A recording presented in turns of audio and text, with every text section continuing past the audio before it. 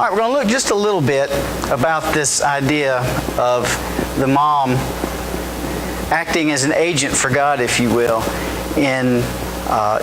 She has a commission. She has a calling, every bit as much and as important, more so actually, than mine as a pastor and a preacher of the gospel. It is to raise and to nurture the next generation. It is to build a human being. Think about that. I love watching videos of like airplanes being built, especially these large airliners.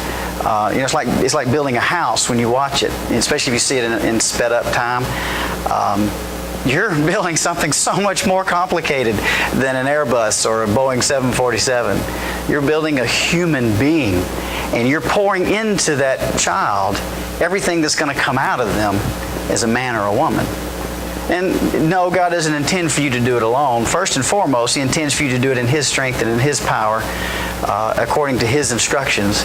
And He also intended for you to have a partner in doing that, your husband, to help you. But things, because we live in a fallen world, don't always work out as intended. And unfortunately, in our society, it really hasn't worked out as God intended. And so there is an extremely heavy burden placed on moms in our culture. And we can see the result of that pressure and what happens just looking at the news. But just for a little bit, looking at a couple of things. Proverbs chapter 14, verse 1 says, "The wise woman builds her house, but with her own hands the foolish one tears hers down." Now, what kind of woman, you might ask, tears down her own house? Now, of course, the author is speaking metaphorically, but what does he mean by saying a foolish woman tears down her own house? Now, if any of you have been awake for the last 30 years, which this might not include you, but the rest of us that have been awake for the last 30 years, surely you've seen that our culture has become, and increasingly is becoming, more and more self-absorbed, self-indulgent, self-centered. Truly, the religion of America is the cult of self. We've become our own gods.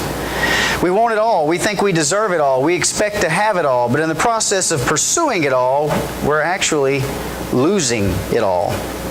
Now, what I'm talking about, of course, applies to men as well as to women. Husbands as well as wives. Fathers as well as mothers.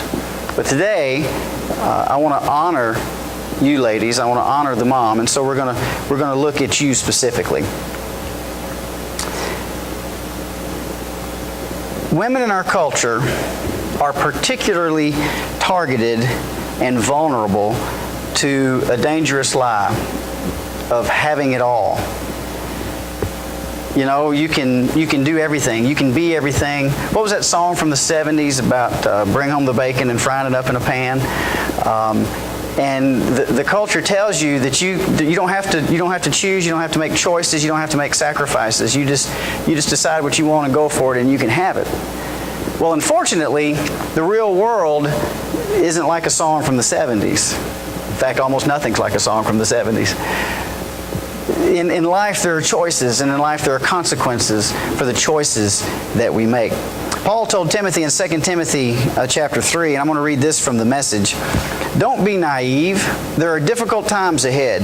As the end approaches, people are going to be self-absorbed, promoting, stuck up, profane, contemptuous of parents, crude, coarse, dog-eat-dog, unbending, slanderers, impulsively wild, savage, cynical, treacherous, ruthless, bloated windbags, addicted to lust and allergic to God.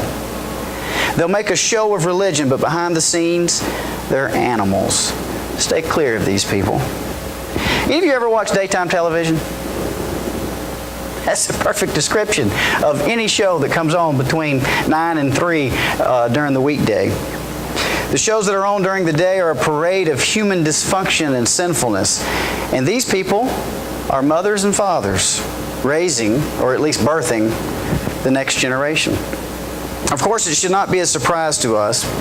Why? Because sinners behave sinfully. These are people who don't know Jesus. These are people who need the truth of the gospel. And so they're behaving like people who don't need Jesus and need the truth of the gospel. Ultimately, sin destroys the individual, the family, and then the society built around the individual and the family. We cannot say, we could not see coming what has happened and is happening in our culture. We've seen it since the 60s, if not before, as slowly but surely the family is piece by piece, bit by bit, destroyed and torn away. And now we're seeing the results in our culture at large. Now, as with most things, God has not left us without instruction or example. And that's what we're going to look at. And I'm only going to look at a select couple of verses or few verses in this whole section. I encourage you to read the chapter later, but for today we're just going to look at some select verses. Proverbs 31. Verse 1. Now this is not Solomon. This is King Lemuel, or however you want to pronounce his name. We can call him Bill if you want to. He won't know the difference. But this is King Lemuel who's speaking, and he's talking about the advice that his mother gave him. In Proverbs 31, verse 1, the strong advice his mother gave him, O son of mine, what can you be thinking of? Child whom I bore, the son I dedicated to God. Don't dissipate your virility on fortune-hunting women, promiscuous women who shipwreck leaders. Skip down to verse 10. A good woman is hard to find and worth far more than diamonds.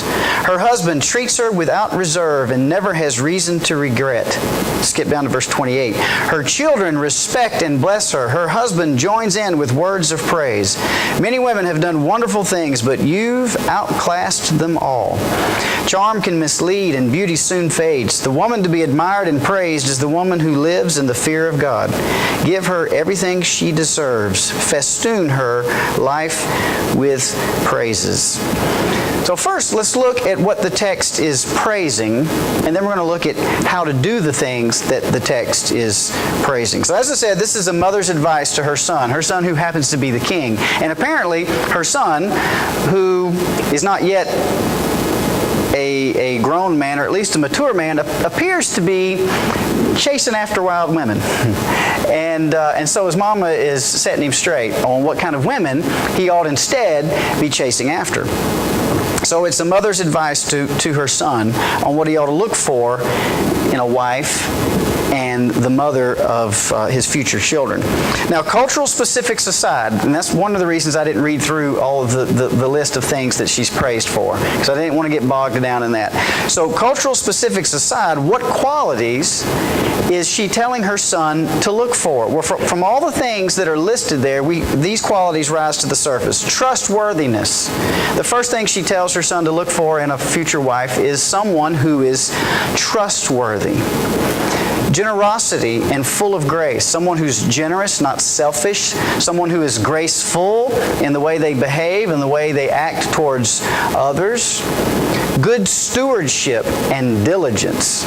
Somebody who's a good steward of what she's been given to manage. And someone who is diligent in carrying out the management of what she's been given. Helpfulness. A person who is by nature helpful. I like this one. Seemingly ever present. As you read through the description of this woman through that chapter, it seems as though this woman is everywhere doing everything. Now, I told you at the beginning that it's a myth, the superwoman, that you can do it all, have it all, and be it all. And I stand by that. It's true. But this woman is exceedingly diligent, and she's a hard worker, and she's constantly doing everything she can for her family. Essentially, she puts herself second. Now, that's before you complain about that, and you're reacting out of our culture when you do, so I want to challenge you on that. But before you complain about that, that's the calling of all of us. Paul told each and every one of us as believers, not husbands, not wives, not fathers, not mothers, but as believers, he told the Philippian church, in all things, what's not included in all things? Nothing, right? In all things, consider others as more important than yourselves. That sounds like a call to selflessness to me. That's what we're all called to as believers. And certainly as parents, you're called to that. As a father, as a mother, you're called to put your children before yourself. You see examples of people who don't put their children before the pursuit of their own career, who don't put their children before the pursuit of their own happiness. These are the people that become a burden on society. These are the people that grow up to be prima donnas and worse. These are people who were not nurtured and cared for as they were growing up. But this woman seems to be ever present. This woman is caring, the one that the king's mother tells him to look for. Someone who is caring, someone who is hardworking, not lazy, and someone who is worthy of honor and respect. So that's what she tells her son he needs to look for in a future wife. Now, do you notice anything about these characteristics in this list? I'm going to read them for you again. Trustworthy, generous, full of grace, good stewardship, diligent, helpful, seemingly ever-present, caring, hardworking, worthy of honor and respect. That sound like anything else? It looks an awful lot like a list that would describe the qualities of God Himself. The woman that is praised by God is the woman who is Christ-like in all she does, and especially in her unique role or roles as a wife and as a mother. Essentially, she's telling her son, look for someone who embodies Christ. And as a woman, that's going to look different than as a man, just to some degree. She has unique roles as a wife and a mother, just as I have unique roles as a husband and a father. But in the expression of those roles, what she's telling her son to look for is somebody who looks like Christ. So that begs the question, how do you do that? Well, and again, we're talking about moms today. Mom, how do you do that? How do you show all of these characteristics? How do you exemplify Christ-likeness in all that you do in raising children? Well, you do it the same way that a missionary endures the trials and persecutions of life on the front lines, taking the gospel to hostile places. How do they do that? Paul told us. Paul said, all these things have happened to me. I've been shipwrecked. I've been stoned and left for dead. I've been beaten. I've been arrested. I've been persecuted. I've been hated. I've been chased out of town. I've been shipwrecked. I've been out at sea. Thought I was going to die. All these things.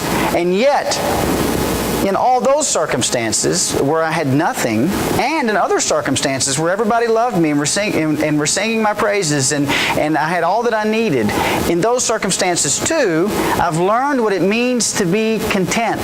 And how am I able to do this? Through Christ, who strengthens me.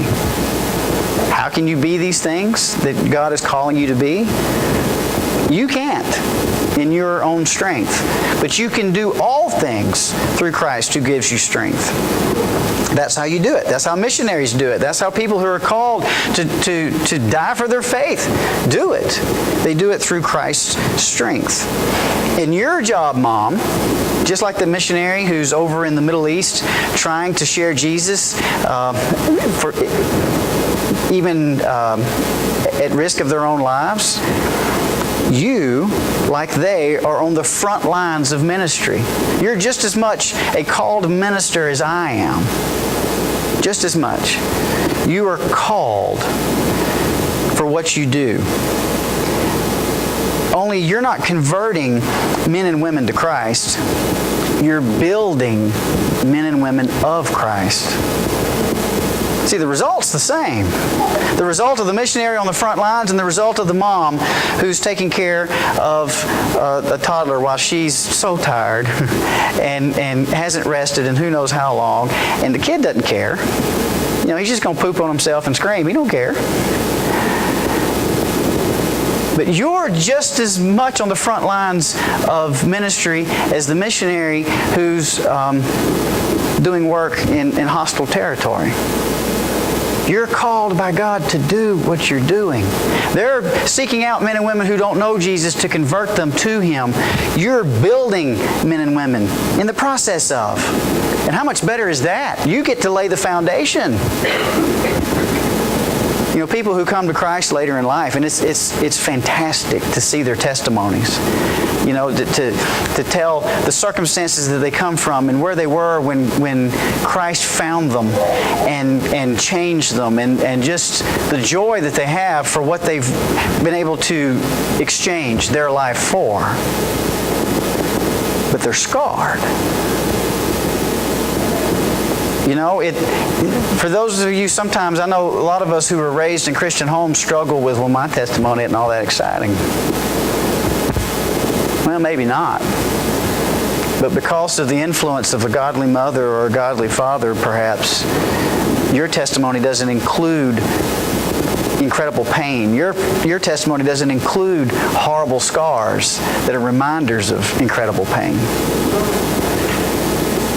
And so, Mom, that's your job.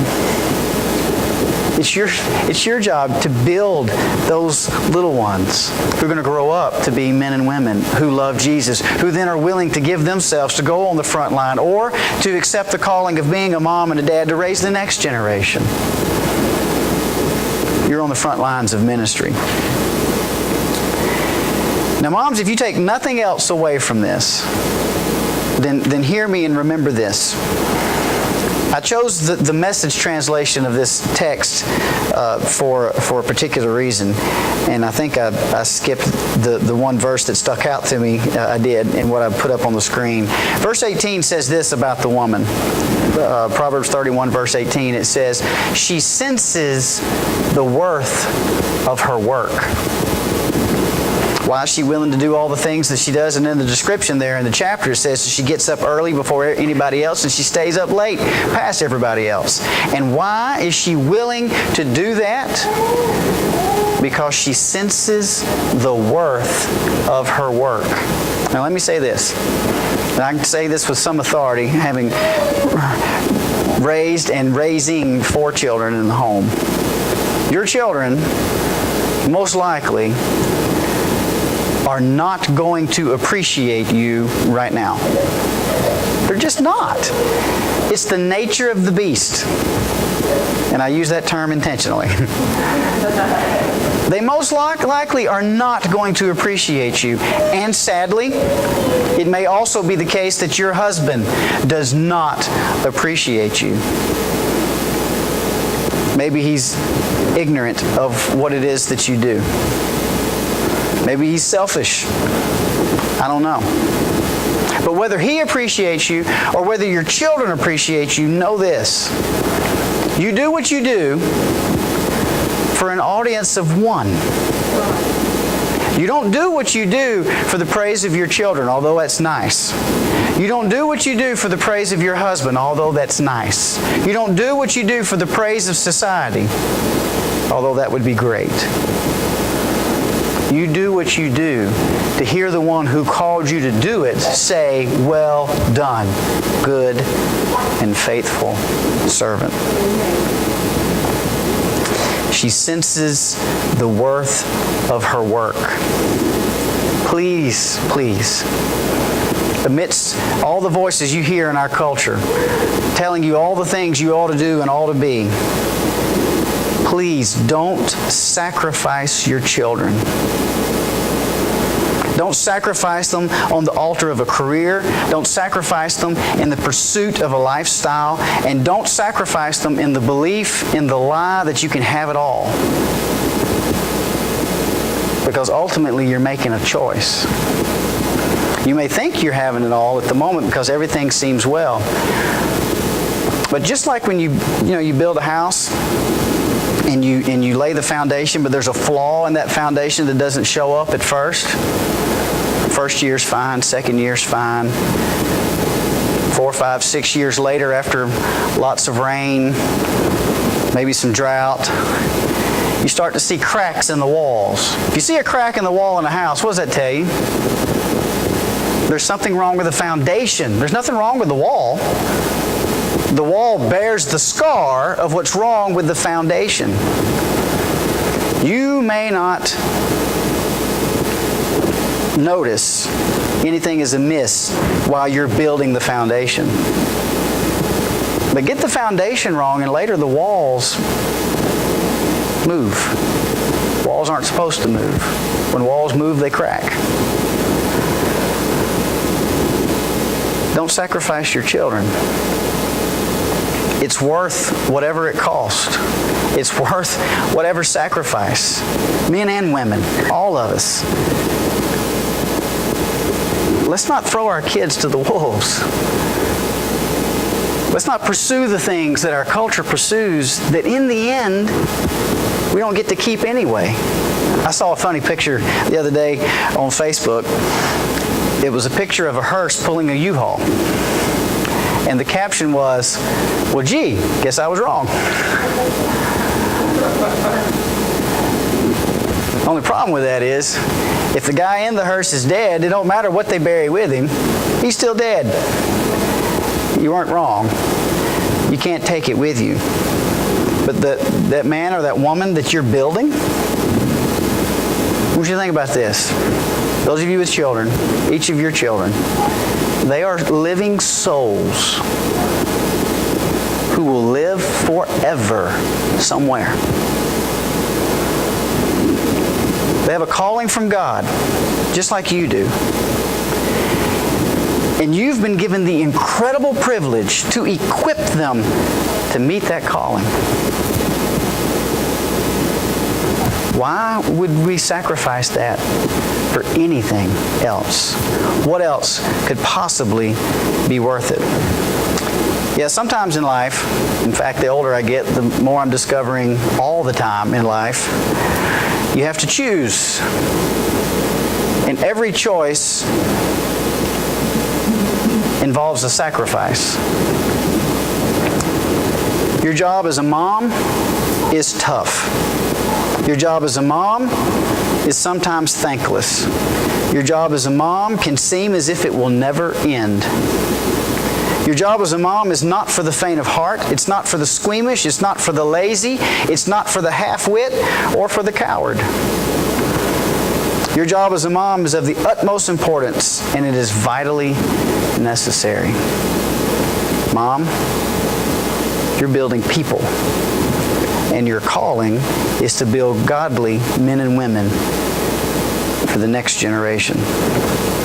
So whenever you get discouraged, Mom, or you think that life is passing you by while you're making bottles, changing diapers, soothing, teething toddlers, picking up messes, washing clothes, fixing meals, going to soccer games, giving dating advice, consoling first heartbreaks, teaching hard lessons, again, and sometimes it feels like there's no appreciation for the effort, then I want you to remember this, and I close with this poem by William Ross Wallace.